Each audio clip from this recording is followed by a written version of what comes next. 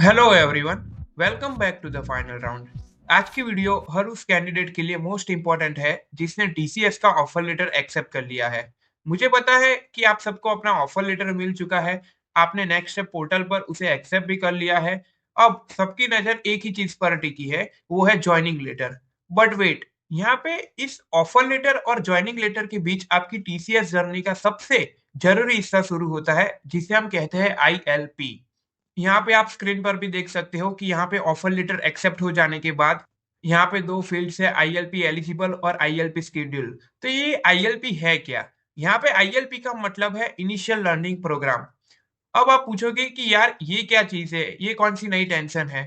तो देखिए, नाम में ही इसका जवाब छिपा हुआ है। यह एक ट्रेनिंग प्रोग्राम है स्पेशली डिजाइनर फॉर फ्रेशर्स।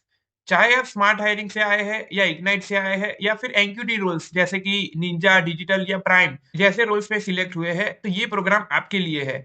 इसका मेन गोल यही है कि it is a simple program that transform you from the academic world to corporate world.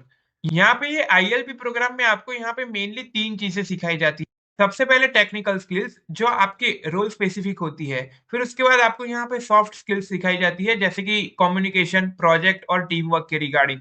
फिर उसके बाद तीसरी चीज होती है रोल स्पेसिफिक नॉलेज। यहाँ पे ये आपके प्रोग्राम के हिसाब से होगा, आपको किसी पर्टिकुलर प्रोग्राम या पर्टिकुलर रोल के लिए कौन सी नॉलेज चाहिए, कौन सी चीजें आपको लर्न करनी पड़ेगी और वो सब।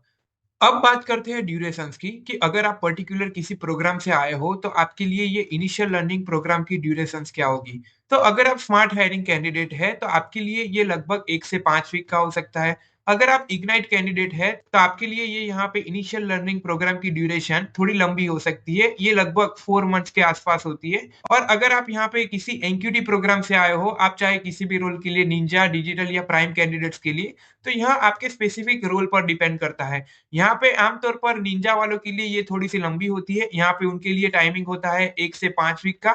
और डिजिटल और प्राइम कैंडिडेट्स के लिए ये होती है 1 से 2 वीक तक। यहाँ पे मुझे जब तक पता है कि वो लोग डिजिटल और प्राइम कैंडिडेट्स के लिए ये 14 डेज़ में कंप्लीट कर देते हैं। अब आते हैं सबसे बड़े डाउट पर। यहाँ पे सबका एक ही डर है कि अगर मैंने ILP क्लियर नहीं किया, तो क्या मुझे TCS टर्मिनेट कर देगी? वेल, यहाँ मेरा आंसर है कि नो, टर्मिनेशन के चांसेस बहुत ही रेयर है। यहाँ पे अगर आप किसी रीज़न से अपनी टाइम लिमिट में क्लियर नहीं कर पाए ये ILP प्रोग्राम, जिसे हम इनिशियल लर्निंग प्रोग्राम कहते हैं, तो TCS आपको एक चांस और देगी। यहाँ पे वो आपकी डेट को एक्सटेंड करते हैं, मतलब आपकी जो ILP की ड्यूरेशन होती है उसको एक्सटेंड की जाती है। Mostly they extend it for 2 weeks every time. और ये एक्सटेंशन जो मैंने बताया कि 2 वीक्स का होता है, वो 4 से 5 बार तक भी हो सकता है जब तक आप क्लियर ना कर ले। So please don't panic, TCS wants you to join and succeed. यहाँ पे मेरा सजेशन यही है कि आप यहाँ पे अपना बेस्ट दो, जिसकी वजह से आप यहाँ पे पहली ही बार में उसको क्लियर कर जाओ। तो फाइनली एक बार जब आप ILP को सक्सेसफुली क्लियर कर लेते हैं, तो आपका अगला स्टेप होता है प्रोजेक्ट रेडीनेस असेसमेंट, जिसे हम PRA कहते हैं। ये बस एक फाइनल चेक है और एक फाइनल टेस्ट है to confirm that you are ready for real time projects. यहाँ पे PRA क्लियर करने के बाद आपको रियल प्रोजेक्ट्स में छोटे बड़े टास्क मिलने शुरू हो जाते हैं। और यहीं से आपका TCS में ऑफिशियल प्रोजेक्ट एलोकेशन और फाइनल एम्प्लॉयमेंट शुरू होता है। तो दोस्तों, ये थी आपकी TCS ILP से लेकर प्रोजेक्ट एलोकेशन तक की पूरी जर्नी। आई होप आपके सारे डाउट्स क्लियर हो गए होंगे। अगर आपको वीडियो पसंद आया तो लाइक करें और अपने बैचमेट्स के साथ शेयर करें। और ऐसे ही जेन्युइन अपडेट्स के लिए चैनल को सब्सक्राइब करना मत भूलना। मिलते हैं अगले वीडियो में। Thank you so much for watching. Bye bye.